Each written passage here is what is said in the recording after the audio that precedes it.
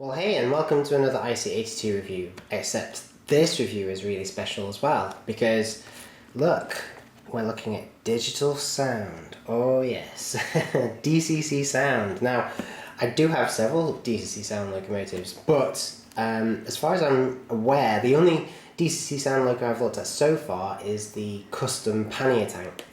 I'll put a link to that in the description below. I got it ages ago and it was done by Richard at Trident Trains, and it's gorgeous, absolutely gorgeous. But this is my first off-the-shelf DCC sound locomotive, and it wasn't even bought. It was very, very kindly given to me by a huge fan and great friend down south in Cornwall. His name is Mark, and he'll be grinning from ear to ear as he watches this video. But he's an excellent guy, and as I say, a really good friend. I'm really happy that he likes the videos and stuff, and he gave me this to do a video on. So here I am doing a video on it, and it's taken a long time, so I do apologise for that, but I finally got round to it. And it's a Black 5. I mean, you know, the Black 5 needs no introduction. Just look at that. It is a Black 5, there's no doubt about it. You can see the slightly tapered boiler there, which I just love on this design. The classic 460 wheel arrangement. The iconic Stanier tender there, with 5,000 gallons of water capacity. I mean, they were just, you know, they were like the Ford Transit of the day. They were just everywhere, and they worked really, really hard, and they're just amazing. They're really, really versatile, very reliable. Fantastic locomotives, even to this day. And if you don't believe me, you can basically read what I've just told you on the back there. There's lots and lots of information very kindly put there by Hornby. But of course you can check out Wikipedia and various other websites as well. And what's quite special, as I say, is that this particular model is fitted with sound. Now, quite a few people asked me about the chips that, it's like this, that's where the price was. Quite a few people asked me about these sound chips. Basically, the sound chip is almost definitely located inside the tender here, because most locomotives are loco-driven these days. They have, I mean, years ago, you used to have the motor in the tender, and they were terrible, really, really bad. But nowadays, they can actually fit the motors in the boiler here, you know, in the firebox and in the locomotive. And because the motor's there, there's basically no room for the chip. So the chip needs to go in the tender, which is fine because there's plenty of room in there, and you just need a little wire that connects the two. And people notice that, hey, there's also room for a speaker. So that's where you'll often find the speaker as well. And because this chip is a sound chip, there's no need for any other type of chip. If you've got a digital sound chip, you don't need anything else. That's it. That's all you need. And obviously a speaker as well. Otherwise it might be a bit quiet. But that's more or less it. If we just look, oh, no, have I put that in the wrong way? I've probably put it in the wrong way around. But as I say, it was given to me, and I do think it is a second-hand model. We'll open the box and find out.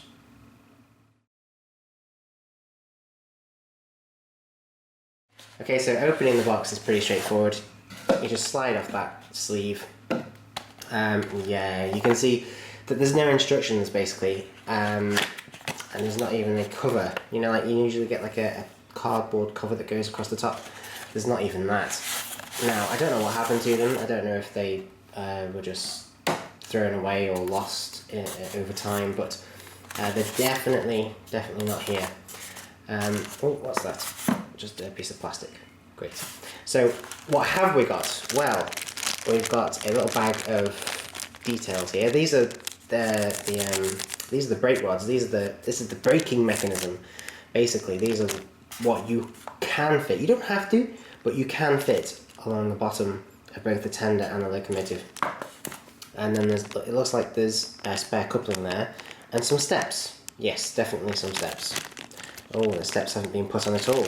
And actually, there's like a little. I'm just going to open. I don't usually do this, but I'm just going to open that and read what that is, because I have so little for this particular model. I'm just going to read what this says. Black 5 fit. What?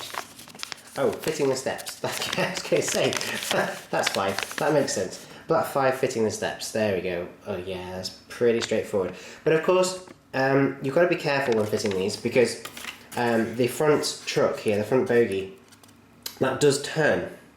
And so if your curves are quite tight, then these wheels might clash, they might collide with the steps, which is basically what this tells you, and it tells you where to fit them just in case you have got tight bends and stuff.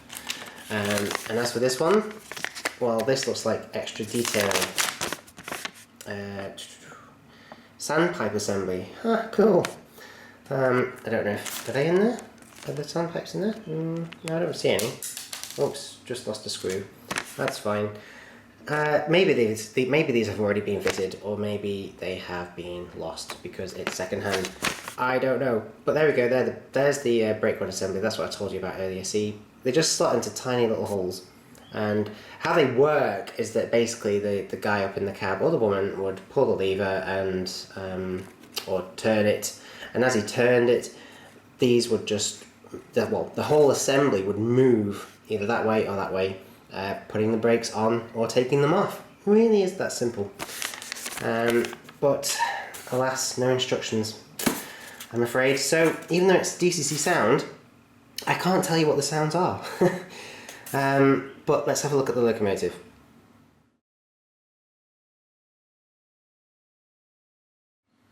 Okay, well, not only is this locomotive DCC sound, but it's also weathered. Look. Just look at that weathering. The wheels are practically muddy. They're so brown. And it's really nice. I like that because, you know, sadly, certainly towards the end of the steam era, these locomotives weren't cared for properly, at least not as much as they should have been, and they did get dirty. They did get really, really grimy, and you can see that on this particular model here. This is the late crest. Yes, this is the late crest, the British Railways late crest. So this is probably typical of a Black 5 from some time in the 1960s, maybe. And as you can see just there, that's the little wire that basically connects to the tender. Can you see that there? There is some cab detail, not very much. It's a bit basic. We've certainly seen better, but it's not too bad. It's not too bad. But the detail is stunning. It's a Black 5. If I just grab another Black 5,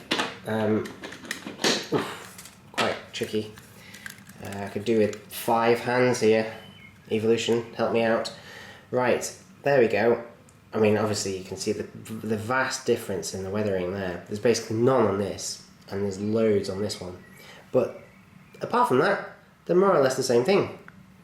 Both equally beautiful, equally detailed. I particularly love the cylinder and steam chest down here. You can see just how accurately that has been done and how intricate all this linkage is. Just look at that. And then you've even got the the reverser just there running right down. It's beautiful. You've got sprung buffers. Look at that. Sprung buffers, really, really nice. And I'm pretty sure that they're going to be sprung on the tender as well. They usually are, yeah. The couplings are NEM. As I say, we've discovered this type before, haven't we? It's a dovetail NEM pocket with a slimline, narrow, really, really nice and small tension knot coupler, which is fine. That's really, really good. There's some vacuum tubing there on the back. There's a fake coal load, which is removable, see? So you can put your own coal in, really, really nice, really, really realistic. Or you can just have your standard Hornby fake coal load in. It's up to you. But it's beautiful, and there's lots of weight to it as well. Lots and lots of weight, which is great because you need that for traction. And the wheels look beautiful. Yes, in fact, look, just look at these here. You can see the sandpipes, they've already been put in. So the previous owner must have done that.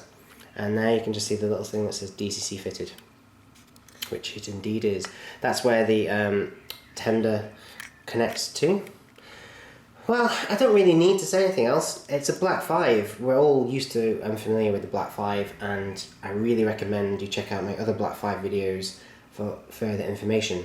What we really want to see, or rather hear, are its sounds.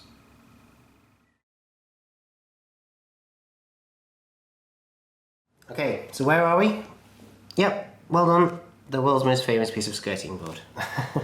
It is, trust me. I challenge you to find one more famous. So let's just get the locomotive on the track like that. I have already pre-coupled it. Hang on, does that slide? Oh yeah, it does. I forgot about that.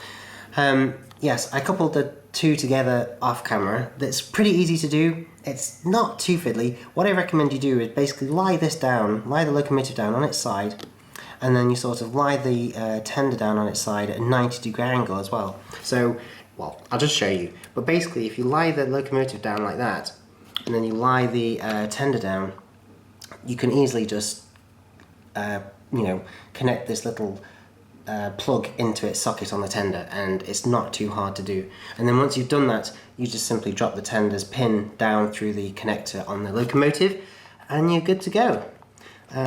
If you really want to, you could use like a locomotive cradle, or you could lie it down on a piece of cloth or a tea towel or something, but there's not really any need to do that. Not really.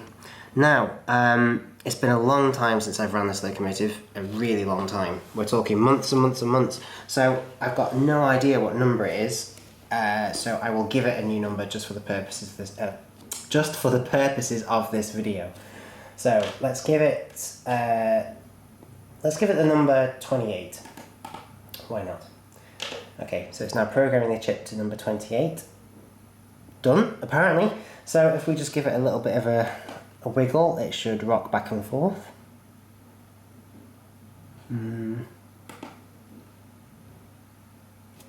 No.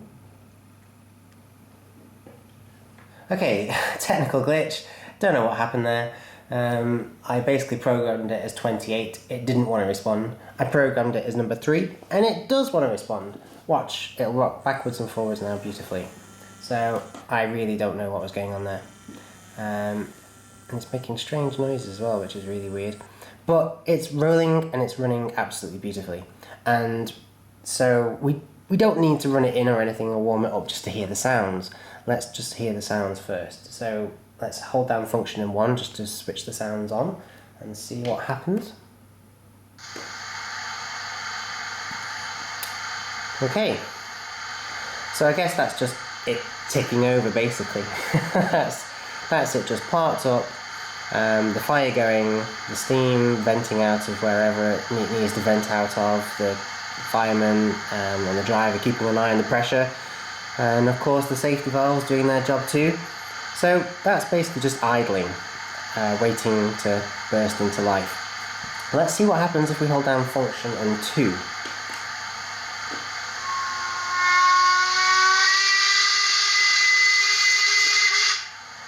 Wow, okay, that was cool. I don't remember that one. I wasn't expecting that at all. That was brilliant. Let's see what happens if we hold down function and 3. Okay, we've got some metal clanginess there. I have to hold down function and 3 again to turn it off, by the way. That's the DCC select for you. I don't know what that was. I don't know if... I guess that might have been coupling, perhaps. Maybe coupling something up or opening the firebox. I'm not too sure. Let's see what happens if I hold down function number 4. Ooh.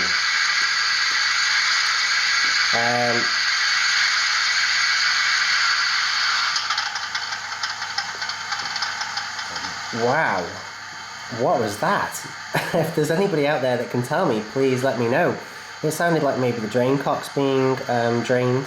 It might have been just letting off steam at the top or down the bottom. I'm not too sure. But it was definitely letting off steam somewhere, wasn't it? Definitely. Let's see what happens if we hold down function and 5.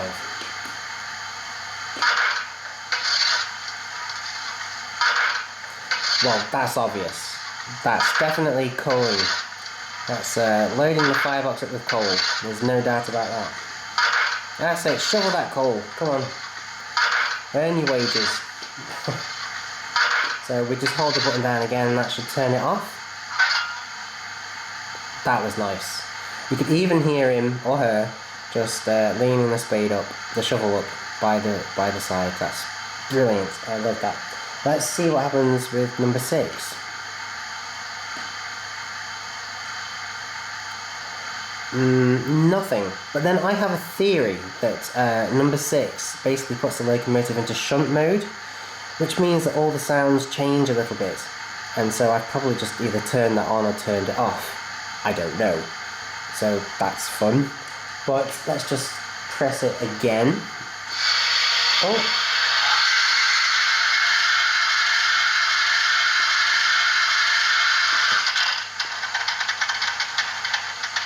Okay, that was weird. That was supposed to be shunt mode, but apparently it wasn't. It was actually something which I had just turned off and then turned on again. So now I need to turn it off again? Yeah, I think so. Very strange. This is interesting. Number 7, please.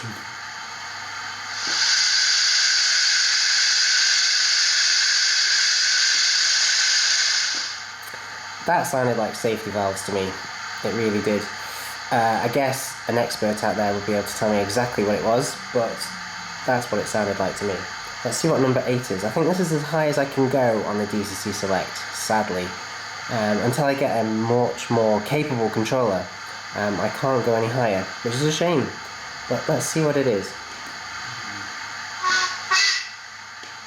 Okay, that's cute. Just a short whistle, basically. Like something you do if you're going over, if you're approaching a pedestrian crossing or level crossing or something like that. So that's quite nice, yeah. As I say, I can't go any higher. The DCC Select doesn't let you. I would need a better controller. But there's some sounds we haven't heard yet, and those are the sounds of it moving. So I'm just going to shunt her back a little bit, and then shunt her forward.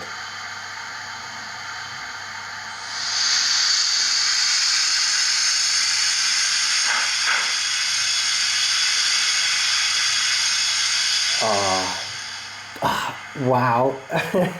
It's a shame that this hasn't got like a lens on the other side of the camera, because my face is just grinning with this massive smile. That was beautiful. That honestly was really, really good. Okay, let's get it going forward then. Really slowly.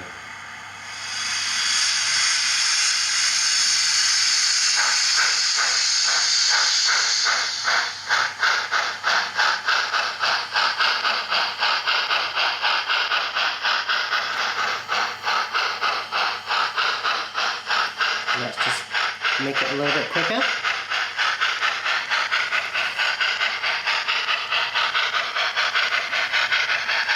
And then slow it down again.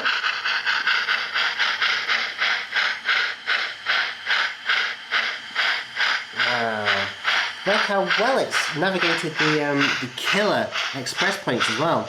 These points here from Hornby are a great test for how well a locomotive can handle dead zones. And this handled it beautifully. Whoa, she stopped. Okay. Let's get her going again. No. Oh.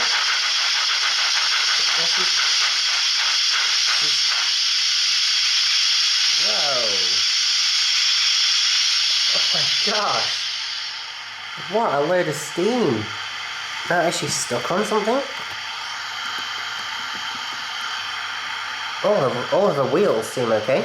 I don't think she's snagged on any blue tack or bits of metal. She should be fine. Let's try again.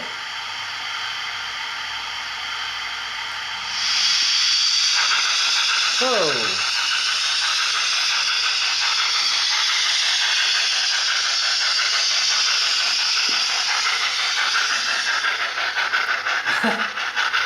What a temperamental lady.